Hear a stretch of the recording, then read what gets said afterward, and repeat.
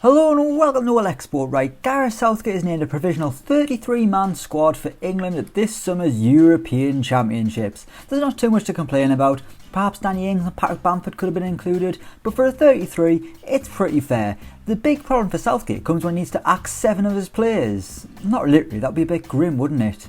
But today, what I'm going to do is see how this England squad would get on in the Premier League. Using Football Manager 2021, I've sent all 33 England players to the same club. I've changed Fulham to England, and of course they'll be playing at Wembley. Gareth Southgate's the gaffer, and I've set a transfer ban to ensure that they can't sign any other players. So just how well would the three-line squad get on in the Premier League? Let's find out. Okay, so here we are at the start of the simulation, and this is the 33-man England squad. Only 26 of these players will be going to the Euros this summer. Personally, off the top of my head, I wouldn't take Ramsdale. I don't really care about the centre-backs. As long as Stones and Maguire are fit, that's alright. 2 of them can't go. One of the right-backs I think I'll have to miss out. I wouldn't take Ward-Prowse personally, wouldn't take Lingard, and I wouldn't take Ollie Watkins. But it doesn't matter, because in this simulation, Southgate's got a little bit of a problem, because with this being the Premier League, he's only allowed a squad of 25 players. Obviously the likes of Saka and Phil Foden are under 21, so they won't have to be registered. But a lot of these players won't actually be allowed to play for England. But what we will do, we will simulate a year in the future. Let's see how the England national team gets on in the Barclays Premier League. Okay, here we are, the 13th of June 2021, 1 year into the future, and the England national team have done bloody brilliantly. They have came third in the Premier League, behind Liverpool, behind Man City, but they have qualified for the Champions League. They finished above Chelsea, above Arsenal, above Leicester, and with 73 points, they have qualified for the Champions League. Harry Kane was the best player in the division, 8.24 rating. Danny Ings has proven a few people wrong, getting 19 goals for Southampton. But let's have a look at the England squad. Let's see how things have been going. Gareth Southgate, obviously the manager. Jordan Henderson, the captain, over Harry Kane, which is a little bit of a surprise. I'm going to look straight at the fixtures, see how they got on in the Cup, see if they had any joy there. League Cup, they made it to the semi-final where they were beaten by Chelsea. And the FA Cup, they were beaten in the final by Liverpool, 10-man Liverpool. They went down to 10 men. Fabinho got sent off after 35 minutes. But the England national team just couldn't find a way through. Obviously they've been playing all their games at Wembley, packed house every week. A packed house? A full house or a packed stadium? It can't be either way. It's been full, and that's what we want to see. It wasn't full for the Leicester game though, only 85,000 people there, and they got beaten 2-0. It's an irrelevant game, it doesn't matter. But as you can see, it's been a wonderful season for England. A lot of wins and a fair few defeats as well. Not a lot of draws, which, you know, sometimes a draw's worse than a loss, isn't it? It's not really. I'm sure they said that on The Simpsons. I think that's where I've got that from. Anyway, let's have a look at the players, see who's been the best. Obviously, Harry Kane, average rating 8.2, 18 goals in 35 appearances. And then behind him was Raheem Sterling. Jordan Henderson's done well.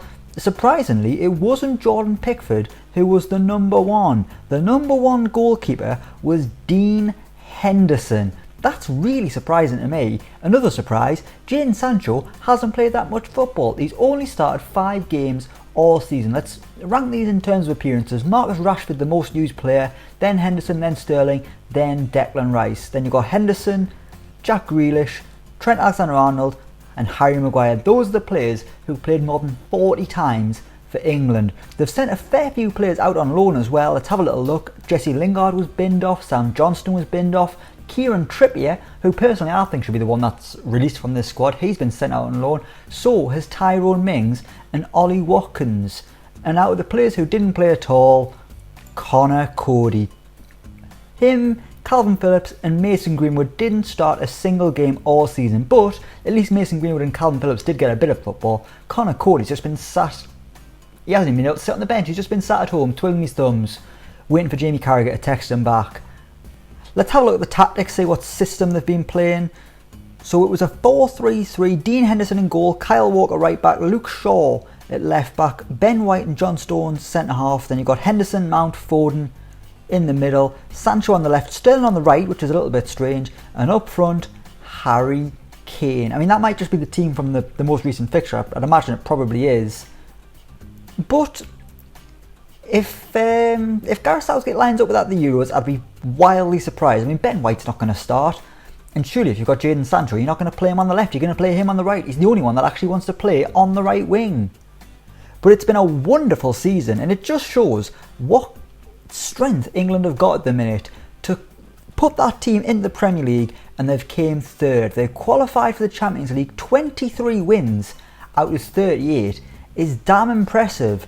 And what I'm going to do, since they've qualified for the Champions League, I'm going to simulate this one more year. Let's see just how they get on. Actually, before we go anywhere, I've only just realised Man United and Tottenham have really suffered from this. Man United finished 11th, Tottenham finishing 12th. I suppose Man United, you've taken Rashford, Greenwood, Maguire and Dean Henderson, 4 big players for them. And Tottenham, you've taken their only source of goals in Harry Kane. That's one thing to take from this experiment, that a lot of these clubs who England are playing against have suffered because we've taken away some of the best players.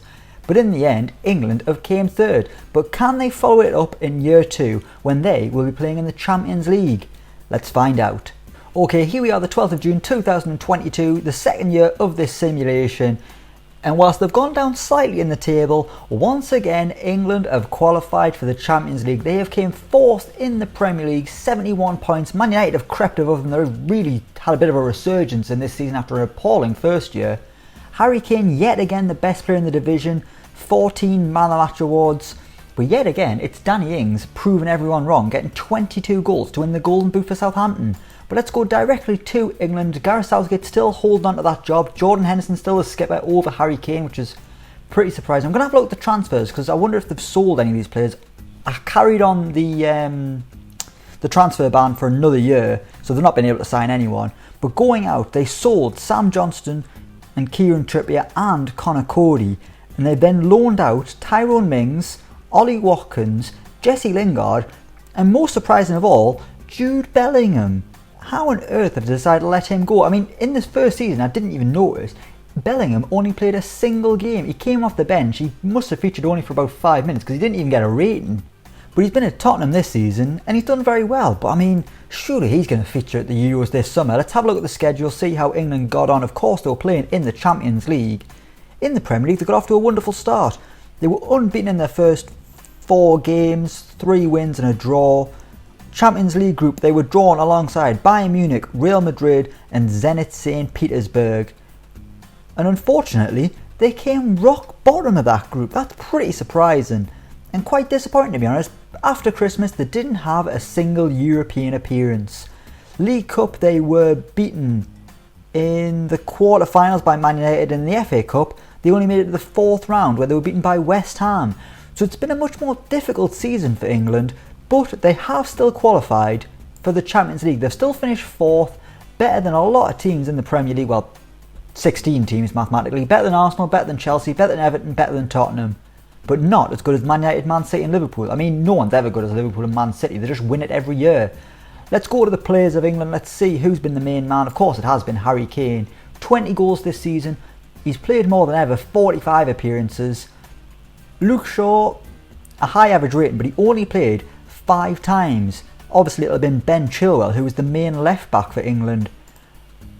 I think at the minute, I would probably go for Luke Shaw at the Euros this summer. I really do like Ben Chilwell, but you can't deny how good a season that Luke Shaw's had, and for that, I think he's got to start. Who else has done well? Raheem Sterling's done very well, as has Jordan Henderson and Declan Rice. Ward-Prowse, that's a surprising one. 24 appearances, 13 off the bench, and he's got himself 13 assists, more than anyone else in this entire England team.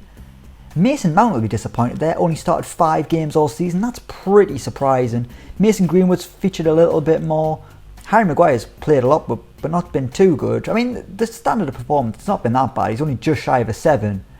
In goal, Aaron Ramsdale's played 26 times, which is really surprising. Dean Henderson, how many times has he played? 17. And Jordan Pickford's got 6 appearances. So maybe Southgate's been chopping and changing in between the sticks. Let's have a look at the tactics, see what we've been going with. It's yet again that 4-3-3. This will have been the team from the final game of the season. Aaron Ramsdale in goal, Trent Alexander-Arnold at right back, Luke Shaw at left back. A strange centre-back pairing of Declan Rice and Reece James. Midfield 3, Ward-Prowse, Foden, Mount. On the right, Sterling. On the left, Rashford. And up front, Harry Kane. I mean, to be honest, for me, it's got to be Trent Alexander-Arnold at right back. I know Reece James has had a really good season. I just can't fathom the fact that people don't think Trent is going to make the squad. I mean, there's a very good chance he won't, just based on what you're hearing in the papers. But surely he's got to go. You know what it is? He had a bad start of the season, but he's really turned things around. Elsewhere in this team, I can't see any way Phil Foden and Mason Mount are going to play together in the middle of the park. I think they'll both start, but I think Foden will be playing out wide. In this, he's been playing centre midfield. I mean, he might do that in years to come.